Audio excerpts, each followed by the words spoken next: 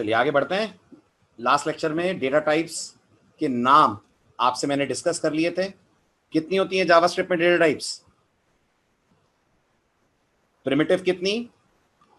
6। Non primitive कितनी? 2, एक object और एक एरे। अब आज इस डिस्कशन को बढ़ाते हैं आगे। आज डिटेल में बात करते हैं जावास्क्रिप्ट के प्रिमिटिव डेटा टाइप्स के बारे में, फिर बात करेंगे नॉन प्रिमिटिव के बारे में। प्रिमिटिव में पहली डेटा टाइप है Boolean. As we all know, Booleans programming के अंदर कंडीशंस को रिप्रेजेंट करने के लिए यूज होती हैं।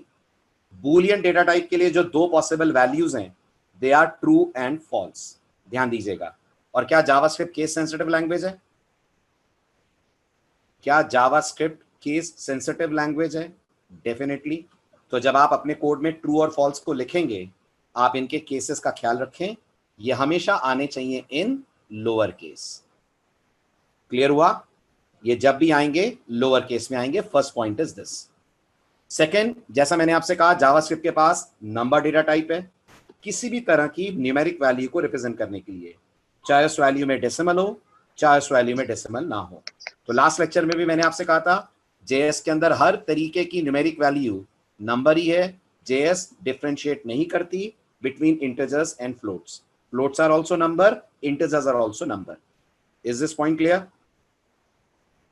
Third point, third data type, I said JS के अंदर स्ट्रिंग्स हैं। Strings double quote single quote दोनों में रिप्रेजेंट होती हैं। कैरेक्टर होते हैं जावास्क्रिप्ट में। Do we have characters in JavaScript? नहीं होते हैं। जावास्क्रिप्ट में सिंगल कैरेक्टर भी स्ट्रिंग है, जावास्क्रिप्ट में मल्टीपल कैरेक्टर भी स्ट्रिंग है।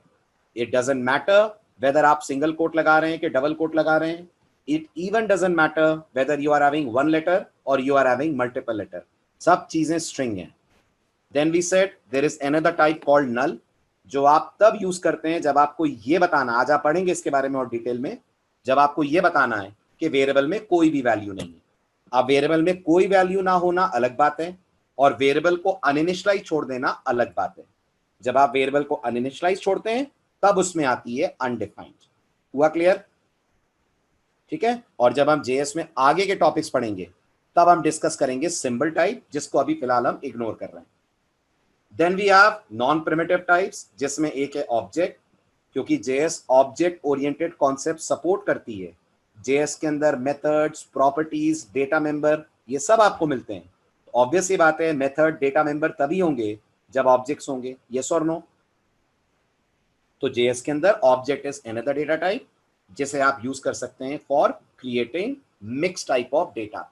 फॉर एग्जाम्पल, स्टूडेंट के लिए आपको डेटा रखना है, तो जेएस भी आपको रिकमेंड करेगी कि आप स्टूडेंट के लिए ऑब्जेक्ट बनाएं, rather देन आप इंटीजर स्ट्रिंग अलग अलग लेकर चलें। देन जेएस भी रिकमेंड करती है कि अगर आपके पास सेम टाइप ऑफ डेटा का कलेक्शन है तो आप उसे एरे में डाल सकते हैं। हालांकि ध्यान दीजिएगा, जेएस में एरे डिसिमिलर डेटा को भी कलेक्ट कर सकता है। आई रिपीट, C++ के बैकग्राउंड के स्टूडेंट्स स्पेशल ध्यान दीजिएगा, जावास्क्रिप्ट में एरे डिसिमिलर डेटा का कलेक्शन भी हो सकता है। नॉर्मली आप एरे के बारे में ये जानते हैं, array is a collection of similar kind of data. Yes और नो? है ना? बट जेएस में कॉन्सेप्ट थोड़ा सा डिफरेंट है। जब एरे पे पहुंचेंगे तब इसको डिटेल में एक्सप्लोर करेंगे। अभी के लिए बस कीप इन माइंड, जेएस में एरे सिमिलर डेटा ही रखे, कंपल्शन नहीं है। ऑल्दो हम एरे यूज तभी करेंगे जब डेटा सिमिलर रखना होगा। बिल्कुल होता है सिराज जेएस में क्लास, लेकिन बहुत नए तरीके से क्लास बनती है। जेएस में क्लास बनाने के मल्टीपल स्टाइल्स हैं। Even a function can also be created as a class. जो आप ऊप्स की बात प्रोग्रामिंग करेंगे तब अपन पढ़ेंगे। बिल्कुल कर सकते हैं हम खुद से असाइन हर्ष, लेकिन हमें करना नहीं चाहिए, हमें इससे बचना चाहिए। हमारे खुद के लिए ही जेएस ने नल दिया है। Getting this point? बिल्कुल हम खुद से अनडिफाइन कर सकते हैं assign, but you should not do that. It's better कि हमें खुद असाइन करना हो तो हम वेरिएबल में नल डालें। आज इसी पे हम लोग बात करेंगे, जब नल और अनडिफाइंड का कंपैरिजन होगा। आगे बढ़ूं? इतना क्लियर है? गुड। अब आते हैं एक एक डेटा टाइप को डिटेल में एक्सप्लोर करते हैं। Number 1, as I said, JS के पास बूलियन टाइप है। Booleans can have only 2 values, true and false. आप बूलियंस को यूज करते हैं जावास्क्रिप्ट के अंदर कंडीशंस टेस्ट करने के लिए। कंडीशन टेस्ट कहां पर होती है, जल्दी बताइए। कंडीशंस टेस्ट कहां पर होती है? गुड। कंडीशन टेस्ट होती है जब आप इफ एल्स लिखेंगे, जब आप लूप से ट्रेड करेंगे, दे ऑल आर प्लेसेस जहां पर कंडीशंस को आप टेस्ट करेंगे। For that we make use of Booleans. जैसे मैंने कहा है var x equal to 2, var y equal to true, x और y दो वेरिएबल बन गए, x में ट्रू, y में अपन ने डाल दिया है फिलहाल फॉल्स। ठीक है, तो इस तरह से आप ट्रू फॉल्स को यूज करेंगे। जनरली आप इन्हें वेरिएबल में कम डालेंगे, ये कंडीशन का रिजल्ट बन के आपके सामने ज्यादा आएंगे। आ रहा है समझ? और सी लैंग्वेज में क्या होता है ट्रू फॉल्स की जगह? सी लैंग्वेज आपको देती है 1 या 0। जेएस बकायदा ट्रू की जगह ट्रू और फॉल्स की जगह आपको फॉल्स देती है। ठीक है, next, as I said, JS में कोई इंटीजर फ्लोट नहीं होता, just plain and simple numbers होते हैं। तो अगर हमें सैलरी नाम का वेरिएबल रखना है जिसमें 40,000 रखना है, वो भी जेएस के लिए नंबर है। पाई में 3.14 रखना है, वो भी नंबर है। फोन बिल में 2000 रखना है, वो भी नंबर है। जबकि बाकी की लैंग्वेजेस अगर आप नोटिस करें तो इनमें डिफरेंशिएट करती हैं। बाकी की लैंग्वेजेस इनमें डिफरेंशिएट करती हैं। यस, अगर आप सी की बात करें तो सी में सैलरी क्या होगा? सी में सैलरी अनसाइंड इंट होगा क्योंकि 40,000 है, राइट। सी में 3.14 डबल होगा अगर आप याद कर पाए, और सी में 2000 साइंड इंटीजर होगा। जेएस के अंदर सब के सब नंबर है, नहीं कोई रेंज की प्रॉब्लम नहीं है सिराज। यहाँ इनफाइनाइट रेंज का डेटा आप रख सकते हैं। ब्राउजर में जितनी स्पेस है आप उतना बड़ा डेटा रख पाएंगे। जेएस में दो सवाल इररेलेवेंट है, सभी लोग ध्यान दीजिएगा। जावास्क्रिप्ट में दो क्वेश्चंस इररेलेवेंट है। नंबर 1 साइज क्या होगी, नंबर 2 रेंज क्या होगी। क्योंकि जेएस डायनेमिक है, हर चीज डायनेमिकली तय की जाती है। Is this point clear? आप इसे सी से कंपेयर मत करें कि वहां तो 2 बाइट के इंटीजर होते थे और 32767 तक ही हम डेटा रख पाते थे। ऐसा कुछ नहीं है यहाँ पर। यहाँ पर चीजें इंटरनली डायनेमिकली हैंडल होती हैं, तो रेंज वगैरह सब डायनेमिक है और आपको कभी रेंज की चिंता भी नहीं करनी है यहाँ। ओके, आगे बढ़े। बिल्कुल, it is almost like Python. जैसा पाइथन में आप इन दोनों बातों के बारे में बात नहीं करते हैं, साइज और रेंज दोनों ही पाइथन के लिए इररेलेवेंट हैं, ऐसे ही जावास्क्रिप्ट के साथ भी है। बिल्कुल, आपका एरे रन टाइम पे अपनी साइज बढ़ाता रहेगा। और प्लीज अपने क्वेश्चंस पब्लिकली पूछें, प्राइवेटली नहीं पूछें। लोगों को नहीं पता चलेगा मैं किस क्वेश्चन का आंसर दे रहा हूं, तो इंटरैक्ट नहीं कर पाएंगे। Please make your questions public. I won't be answering private questions from now. ठीक है, आगे बढ़ते हैं अब अपन। नेक्स्ट आता है स्ट्रिंग डेटा टाइप। जैसा मैंने आपसे कहा, जेएस के अंदर string is just a combination of words. The word can be a single letter word, the word can be a multi character word. और जैसा अपन ने पढ़ा था, आप इसे एनक्लोज सिंगल कोट में भी कर सकते हैं और आप इसे एनक्लोज डबल कोट के अंदर भी कर सकते हैं। ये भी क्लियर हो रहा है सबको? ठीक है, नेक्स्ट, कैसे क्रिएट करते हैं आप स्ट्रिंग? नोटिस करिए, अगर मुझे अपना नाम जेएस के अंदर रखना है, I can keep Sachin in double quotes. I also can keep Sachin in single quote. JS has no problems with both the cases. नहीं, इसमें ट्रिपल वाला कॉन्सेप्ट नहीं है मोनल, डबल कोट और सिंगल कोट वाला ही कॉन्सेप्ट है। There is no concept of triple quotes in JavaScript. Okay, Python देती है बट जावास्क्रिप्ट नहीं देती है। चलिए आगे बढ़ते हैं। अब आता है very very important question, interview के लिए भी बहुत पॉपुलर है। What is undefined, what is null, और इनके बीच का कंपैरिजन, जो लास्ट लेक्चर से थोड़ा सा कंफ्यूज कर रहा है एज अ बिगनर आप लोगों को। तो एक एक करके बहुत अच्छे से सुनिएगा। नंबर 1, नल एंड अनडिफाइंड दोनों ही जावास्क्रिप्ट के अंदर डेटा टाइप्स हैं। एग्री करते हैं? अपन इनको डेटा टाइप की लिस्ट में ही तो देखा है, बिल्कुल है। ठीक है, देन इन दोनों के बीच का डिफरेंस बहुत जरूरी है आगे बढ़ने से पहले, वरना बहुत सारी जगह होंगी जहां आप एक्सपेक्ट करेंगे अनडिफाइंड और जेएस आपको लाकर देगी नल, आप एक्सपेक्ट करेंगे नल और जेएस की तरफ से मिलेगा अनडिफाइंड। तो अपन डिस्कस करते हैं कब अनडिफाइंड और कब नल की कहानी होती है। सबसे पहले अनडिफाइंड की बात करते हैं। अनडिफाइंड जावास्क्रिप्ट के अंदर वो वैल्यू है, वो डेटा है जो जावास्क्रिप्ट वेरिएबल को तब देती है जब वेरिएबल आपने बना दिया है बट आपने उसके अंदर कोई वैल्यू नहीं डाली है। गौर करिएगा, अनडिफाइंड जावास्क्रिप्ट की तरफ से वेरिएबल को तब असाइन होगा जब वेरिएबल बन चुका है बट आपने उसमें कोई वैल्यू असाइन नहीं करी है। जैसे मैंने जावास्क्रिप्ट से बोला वेरिएबल ए, ना कैन यू टेल, अगर मैं अलर्ट करके ए को प्रिंट करता हूं तो मुझे आउटपुट में क्या मिलने वाला है? मुझे आउटपुट में अनडिफाइंड मिलने वाला है, मुझे कभी नल नहीं मिलेगा। जब भी हम वेरिएबल्स, गार्बेज नहीं होता, गार्बेज नहीं होता हिमांशु, यहां पर अच्छे से इस बात को दिमाग में बिठाइए, नेक्स्ट टाइम ये गलती नहीं करिएगा। There is nothing called as garbage in JavaScript. Garbage का concept Java onwards, Python onwards खत्म हो चुका है। कोई गार्बेज वार्बेज नहीं है यहाँ पर सिर्फ अनडिफाइंड है। बार बार बताने के बाद भी ये गलती रिपीट कर रहे हैं। जेएस के अंदर जब आप वेरिएबल में कोई वैल्यू नहीं डालते हैं तो जेएस उसे बाय डिफॉल्ट इनिशियलाइज करती है विद अनडिफाइंड। जब आप अलर्ट करेंगे ए को, आपके स्क्रीन पे डेटा प्रिंट होगा एज अनडिफाइंड। पॉइंट नंबर 1 जो आपको याद रखना है।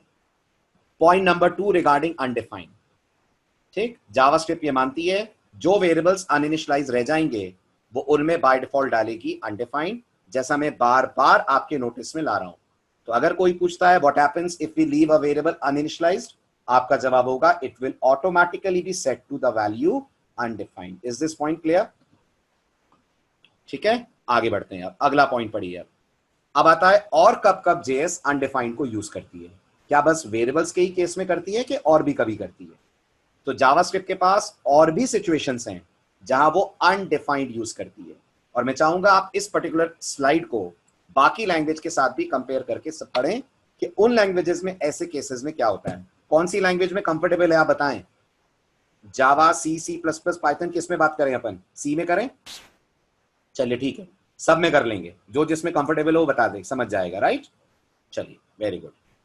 नंबर 1, जेएस ये मानती है अगर जावास्क्रिप्ट के अंदर आपने कोई एरे बनाया है, प्लीज ध्यान दीजिएगा, जावास्क्रिप्ट में आपने कोई एरे बनाया है, मान लीजिए एरे का नाम है ARR, और आपने एरे का इंडेक्स नंबर 4 एक्सेस करा, और मान लीजिए एरे के अंदर इंडेक्स 4 है ही नहीं, एरे के अंदर सिर्फ 0, 1, 2, 3 इंडेक्स हैं। इंडेक्स 0 से स्टार्ट होते हैं, जल्दी बताइए, होते हैं ना? जेएस में भी 0 से स्टार्ट होते हैं। तो अगर एरे के अंदर सिर्फ 4 इंडेक्स हैं और आपने 5वां इंडेक्स एक्सेस करा ARR 4 बोलकर, तो जेएस कोई एरर नहीं देती, गार्बेज जेएस में होता नहीं, तो जेएस दे देती है अनडिफाइंड। याद रखें। तो अगर जावास्क्रिप्ट में एरे की रेंज के बाहर गए आप, तो it's not an error, it's not garbage, it's always undefined. अब बताइए जावा में क्या होता है अगर एरे की रेंज के बाहर गए तो? वेरी गुड, जावा दे देती है एक्सेप्शन। पाइथन में क्या होता है अगर लिस्ट की रेंज के बाहर गए तो? पाइथन भी दे देती है एक्सेप्शन। सी में क्या होता है अगर एरे की रेंज के बाहर गए तो? अनप्रेडिक्टेबल, मेमोरी में जगह हुई तो कुछ गार्बेज मिल जाएगा, नहीं हुई तो कोड कर जाएगा क्रैश। लेकिन जावास्क्रिप्ट के अंदर चीजें बिल्कुल क्लियर हैं, कोई एक्सेप्शन नहीं आएगी, बस आपको वैल्यू मिल जाएगी अनडिफाइंड। इसका मतलब आप मानते हैं जेएस एरे को स्ट्रेच भी कर सकती होगी, तभी वो आपको कभी एक्सेप्शन नहीं देती है। आप आगे देखेंगे बिल्कुल एक स्प्रिंग की तरह जावास्क्रिप्ट का एरे अपने आप को स्ट्रेच करता जाता है जब आप उसमें डेटा भरते जाएंगे। जब हम एरे पढ़ेंगे तब इस चीज को आप और अच्छे से एक्सपीरियंस करिएगा। आगे बढ़ूं, पहला पॉइंट क्लियर। नेक्स्ट, अच्छा ये लाइन क्या कह रही है, ये तो और इंटरेस्टिंग है, और इंटरेस्टिंग है, सुनिए ध्यान से। अगर आपने स्टूडेंट नाम का एक ऑब्जेक्ट बनाया जावास्क्रिप्ट के अंदर, स्टूडेंट नाम के ऑब्जेक्ट में आपने रोल नंबर रखा, नेम रखा। आप सबको पता होगा जावा में, C++ में आप इन्हें डेटा मेंबर बुलाते हैं ना, अगर स्टूडेंट एक क्लास है तो ये उसके डेटा मेंबर है। जेएस में हम लोग बोलते हैं ये प्रॉपर्टीज है, स्टूडेंट ऑब्जेक्ट की प्रॉपर्टीज हैं। ओके, अब आप मुझे बताइए जावा में अगर रोल नंबर और नेम रखकर मैं परसेंटेज एक्सेस करूंगा तो एरर आएगी ना? जावा में एरर आएगी ना, सिंटेक्स एरर, राइट? परसेंटेज तो है ही नहीं ना ऑब्जेक्ट के अंदर, है ही सिर्फ रोल नंबर और नेम, राइट? इसी तरह से अगर आप पाइथन जानते हो तो पाइथन एट्रीब्यूट एरर देती है, जिन्होंने पाइथन में ऑब्जेक्ट ओरिएंटेड प्रोग्रामिंग पढ़ी हो, ठीक है? अगर C++ की बात करें तो सिंटेक्स एरर आती है, करेक्ट? अगर ये C++ की क्लास होती, जेएस यहां भी कोई एरर नहीं देगी, बस जेएस बोल देगी percentage is undefined, percentage is undefined. आप जब बोलेंगे ना परसेंटेज की वैल्यू दिखाओ, तो जेएस बोल देगी परसेंटेज की वैल्यू नहीं, परसेंटेज ही नहीं है। यानी अगर कोई प्रॉपर्टी एग्जिस्ट नहीं करती है और आप उसे एक्सेस करते हैं तो भी जेएस अपन को देती है अनडिफाइंड। आया समझ? हुआ क्लियर? तो कब कब जेएस अनडिफाइंड दे रही है? नंबर 1, वो तब देती है जब आप वेरिएबल में कोई वैल्यू ना डालें। नंबर 2, वो तब देगी जब आप एरे को रेंज के बाहर जाकर एक्सेस करें। नंबर 3, वो तब भी अनडिफाइंड देगी आपको जब आप कोई ऑब्जेक्ट एक्सेस कर रहे हैं लेकिन उसके पास वो प्रॉपर्टी नहीं है जो आपको चाहिए, तब भी जेएस की तरफ से मिलेगा आपको undefined. Is this clear?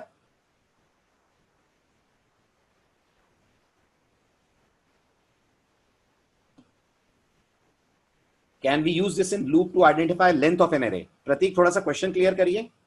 Undefined से लेंथ कैसे मिलेगी? Length of the array calculate करने के लिए लेंथ है जेएस के पास। Every array has a length property, आप उससे लेंथ निकाल सकते हैं।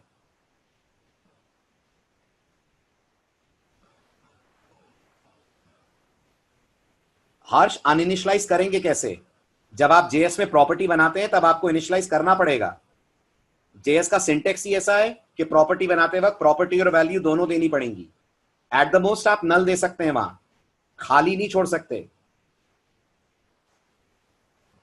ओके, चलिए अब आइए नेक्स्ट केस, और ज्यादा सिंपल और ज्यादा इंटरेस्टिंग। ये तो खैर फिर भी ऑब्जेक्ट ओरिएंटेड प्रोग्रामिंग से रिलेटेड था। नेक्स्ट वर्ड पढ़िए। सी लैंग्वेज में फंक्शंस होते हैं, जल्दी जवाब दीजिए। होते हैं, वेरी गुड। फंक्शंस आर्गुमेंट्स लेते हैं, है ना? और क्या होता है अगर सी में आप फंक्शन को आर्गुमेंट ना दे तो?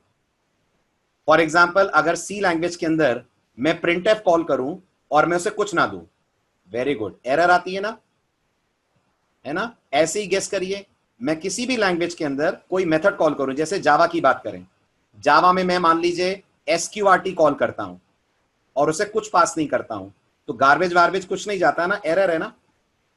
जेएस देखिए इस मामले में भी कितनी अच्छी है, अच्छी बुरी जो भी आप माने, बट जेएस की प्रॉपर्टी है। जेएस अगर आप किसी फंक्शन को बिना आर्गुमेंट के पास करते हैं तो जो पास नहीं कराया आपने डेटा उसकी जगह पास कर देगी अनडिफाइंड। आ रहा है समझ? इसका मतलब अगर जेएस में मैंने कोई फंक्शन बनाया ऐड के नाम से, वो दो आर्गुमेंट ले रहा है ए और बी, और ये मान लीजिए उसकी बॉडी है, सपोज कीजिए मैंने ऐड को कॉल करा ऐड 10, तो नोटिस करिएगा ये जो बी है इसके अंदर आ जाएगा अनडिफाइंड। आ रहा है समझ? बिल्कुल दोनों तरह से यूज होती है केशनी, अनडिफाइंड वैल्यू भी है और डेटा टाइप भी है। अभी वो फिलहाल किसकी तरह यूज हो रही है, एज अ वैल्यू के as a data type? Very good, अभी वो यूज हो रही है एज अ वैल्यू। अभी देखेंगे वो एज अ डेटा टाइप कब यूज होती है। आगे बढ़े, हुआ क्लियर? थर्ड केस, अगर जेएस में आपने कोई फंक्शन बनाया और आपने फंक्शन से कुछ नहीं रिटर्न करा, नहीं हो सकता अभी नहीं, जेएस में एक नाम के दो function, JS function overloading support नहीं करती है। ओके, जेएस में there is no concept of overloading. आपने एक ही नाम के दो फंक्शन बनाए तो नया वाला फंक्शन पुराने वाले फंक्शन को रिप्लेस कर देगा। अगेन अगर आपने पाइथन पढ़ी हो तो ये वैसा ही है जैसा पाइथन में, ठीक है? आगे बढ़े, चलिए नेक्स्ट आता है, अगर जेएस में आपने कोई फंक्शन बनाया और वो फंक्शन कुछ रिटर्न नहीं करता है तो भी जेएस मानती है कि वो ऑटोमेटिकली रिटर्न कर देगा अनडिफाइंड। यस चित्रांश, दिस होता है जेएस में, सेल्फ नहीं दिस होता है, और दिस के बहुत ज्यादा रोल्स हैं जेएस के अंदर। इतने रोल ना दिस के जावा में है ना C++ में। आगे आएगा, सब आगे पढ़ेंगे जब हम ऑब्जेक्ट ओरिएंटेड प्रोग्रामिंग करेंगे जेएस में, है ना? बस इतना समझ लीजिए यहां दिस है, सेल्फ नहीं है। आएगी रितिका, एरर एक्सेप्शन भी आएगी, उसके केसेस भी हैं, बट अभी के लिए समझ लीजिए जेएस की तरफ से ये सिचुएशंस अनडिफाइंड है। आ रहा है समझ? नहीं मेगा, बाय डिफॉल्ट कुछ नहीं होती है, लेकिन आप उसे अगर कन्वर्ट करते हैं अपनी तरफ से तो वो कोई न्यूमेरिक वैल्यू में कैसे कन्वर्ट होगा यह भी पता चलेगा जब हम कन्वर्जन फंक्शन पढ़ेंगे। Clear mega? है ना? अभी बात करते हैं अनडिफाइंड की न्यूमेरिक वैल्यू क्या होती है ना? चलिए, किसकी साइज प्रतीक, किसकी साइज की बात कर रहे हैं? फिर वही बात प्रतीक, मैंने कहा था ना जेएस के अंदर ये दो क्वेश्चंस इररेलेवेंट हैं। आई सेड ना साइज की बात करिए ना रेंज की बात करिए, things are dynamic here. Okay, everything is decided as per the space available in the host environment. फिर भी ऑन एन एवरेज में बता रहा हूं 16 बाइट जेएस लेकर चलती है for your data values. Got it? But there is no fix rule, ना पता करने का कोई स्टाइल है कि कोई साइज वाइज निकालने का स्टाइल हमारे पास हो, राइट? सो कुछ बातें जिनके बारे में बात जेएस में करने का कोई मतलब नहीं है क्योंकि कोई कॉन्क्रीट आंसर नहीं है इनका, राइट? ओके, चलिए, तो फिलहाल कितनी जगहों पर अनडिफाइंड आ रहा है अब ये बताइए, जल्दी से समराइज करिए। 5 जगहों पर आ रहा है। नंबर 1, वेरिएबल को कुछ नहीं देंगे तो अनडिफाइंड। किसी ऑब्जेक्ट की ऐसी प्रॉपर्टी एक्सेस करेंगे जो उसके पास नहीं है, अनडिफाइंड। एरे के रेंज के बाहर जाएंगे, अनडिफाइंड। देन आप कोई फंक्शन को बिना आर्गुमेंट के कॉल करेंगे और उसे आर्गुमेंट चाहिए, अनडिफाइंड। फंक्शन कुछ रिटर्न नहीं करेगा और आप रिसीव करेंगे तो आएगा अनडिफाइंड। जैसे एग्जांपल देता हूं आपको रिटर्न का। सी लैंग्वेज में मुझे सभी लोग बताएं, सी लैंग्वेज में x इक्वल टू CLRSCR, ये एरर है? अगर आपको सी के बेसिक्स याद हो, इसकी रिटर्न टाइप वॉइड है ना सी में, और अगर आप वॉइड रिटर्न टाइप वाले फंक्शन को एक वेरिएबल में कॉल करेंगे तो एरर आएगी ना। इमेजिन करिए ये जेएस का फंक्शन होता, तो जेएस आपके एक्स में एरर नहीं देती, क्या देती गेस करिए? जेएस आपके एक्स के अंदर वैल्यू डाल देती अनडिफाइंड। ये जेएस का बिहेवियर है। तो अगर फंक्शन से कुछ रिटर्न नहीं हुआ तो जेएस अपनी तरफ से रिटर्न कर देगी अनडिफाइंड।